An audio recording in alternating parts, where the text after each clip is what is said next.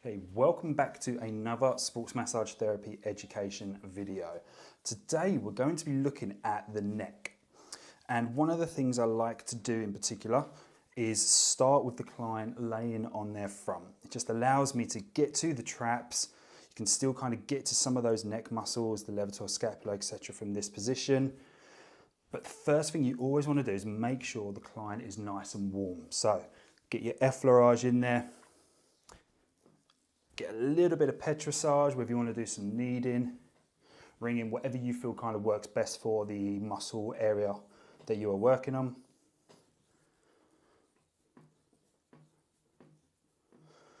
And once that starts to feel warm, so there's a couple of indications actually, either by touch, once the area feels warm, you know you can go in and start applying some more advanced techniques. Alternatively, when you start to notice the erythema, so that it's basically a fancy way of saying the skin becoming red because the blood's coming towards the surface. Okay, so with the neck, while we're here, one thing I like to do is just get in and really focus on just loosening all of those neck muscles out. You want to try and get all the way up if you can to the base of the skull there as well. And just focus on just getting everything nice and loose. And then once I'm happy with that, what I'm going to do is get the client laying on their side. I'm going to show you a technique that I like to use for the Levator Scapula. And then after that, we'll get the client laying on their back and I'll show you how I work it from that position. Okay, so for this Levator Scapula, again, the thing we're going to need to understand is you've got to know your scapular anatomy here. So what we can do is bringing it out. So what we want to do is we want to find where that superior angle of the scapula is. So you can see I'm just starting to curve around that here. And then what you've got is the superior medial border. This is going to be where that levator scapula that runs down is going to attach. So one of the ways I like to do this is finding just that point. And then what I want to do is sink in some pressure just on that area. And then if I can get the client now just to raise their arm over, and then bringing it back. And it's going to help any tension melt away. We're going to keep doing that. If we can do a couple more for me. Obviously I can hear the client's reaction with the breathing, that it's uncomfortable as we get to about that position there. So we're going to keep going. Let's get a couple more in there. And then we'll go for one more. And all it's going to do is just help to alleviate and melt away some of that tension now. And then obviously follow up with a bit of effleurage, maybe a bit of petrissage if you need to. But again, make sure to palpate that area. I can already feel that the tension through here.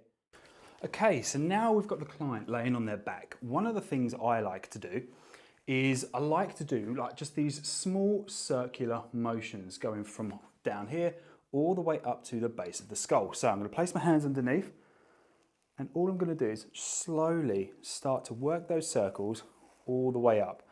For me, I just find that it helps to just alleviate any kind of tension initially, helps to prepare the area for any kind of deep tissue work we're going to do in a second if we find any kind of problems.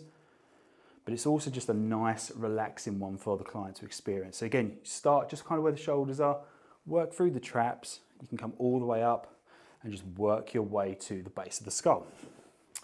Once I'm done with that, just another thing I like to do, I find it helps just alleviate a lot of tension because you've got to remember, obviously, the skull itself, the cranium, obviously the amount of weight that is sitting on the cervical part of your spine here, it's a lot of pressure throughout the day. So one of the things I like to do, you can call it traction work, stretching, however you kind of feel kind of fits most appropriately, should I say, is just to kind of give it a nice little pull. And what I like to do is as I go under, hook those fingers up and just give the neck a little bit of a pull. So again, I like to start just around by the shoulders, come under, get a nice grip, create that little hook, and then as I come up, we're just pulling all the way through until I reach the base of the skull there.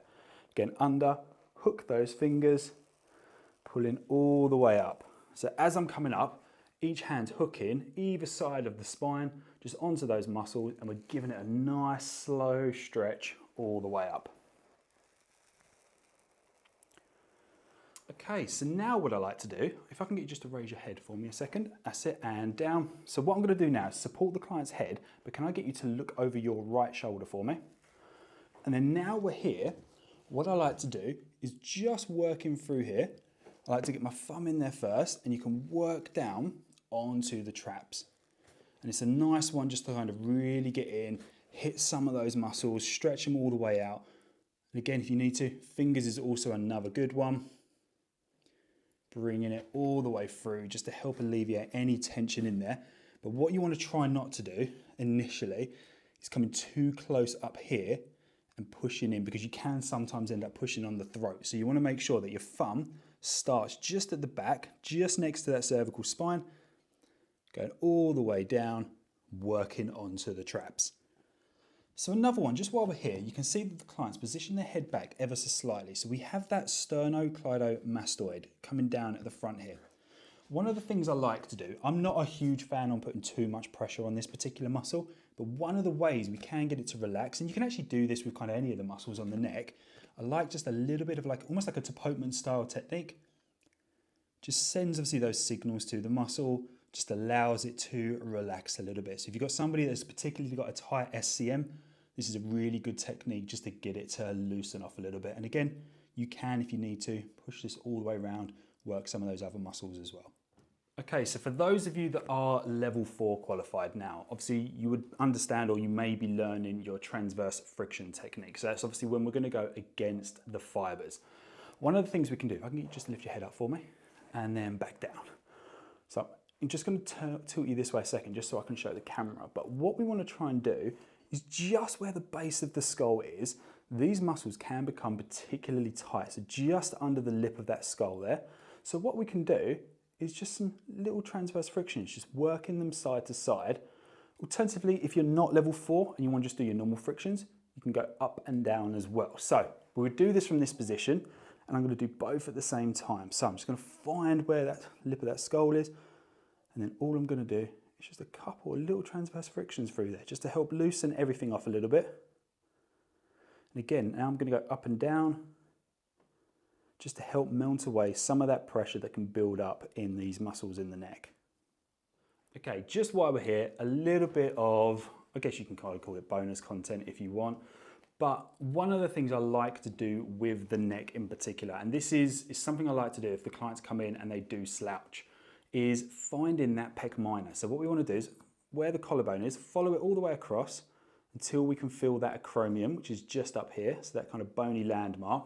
And then all we're going to do is just across from that, feeling through, you're going to feel this little notch just there. So this is going to be the coracoid process, which the pec minor attaches onto. You're going to do this on both sides. You can just do one at a time, but I like to just loosen that pec minor a little bit because it can help the shoulders sit back a little bit, just maintaining that. What we can do is at the back of the shoulder, you can just measure using your fingers how far those shoulders are raised up off the bed as like almost like a pre-assessment. And then after you've done this technique, re-measure, and you'll be able to see if that has lowered down a little bit. But all I'm going to do now is just apply a bit of pressure till I get to about 6. So let me know when this is about 6. 6. And then just do a little bit of friction work in there.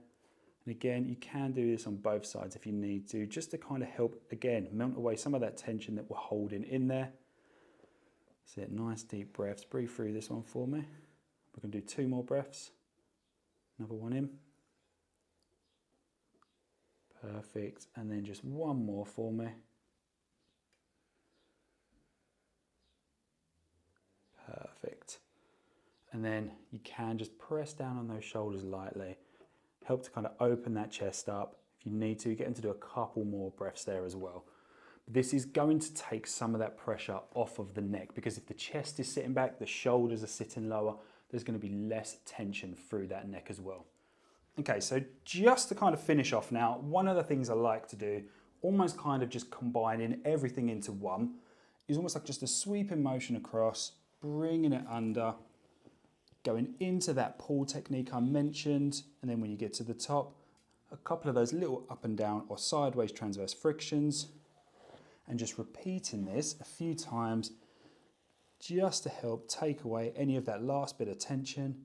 And again, a couple of those little transverse frictions in there, Repeat this, as many times as you feel is appropriate until that client is nice and relaxed. And little top tip, if ever you're gonna do neck with a client, always try and aim to do it at the end of the session if it's not the main focus. That is, it's just a nicer way to finish the session, because as we all know, sports massage isn't always the most comfortable of massages, or massage style, shall I say. So if you have got to add neck into a session, it's just nice to put it at the end. Helps the client just feel a little bit more relaxed when they leave that session. And that is a wrap on today's video, guys. So as always, don't forget to like, comment, and subscribe if you've enjoyed the content. Obviously, some of the techniques and stuff we went through today, everyone's got their own way of doing things. You develop your own style. So if I've given you something that you feel, oh, I haven't seen that before, you want to take it away, give it a go and try it, please consider subscribing, because it does help support the channel. And as always, I will see you in the next one.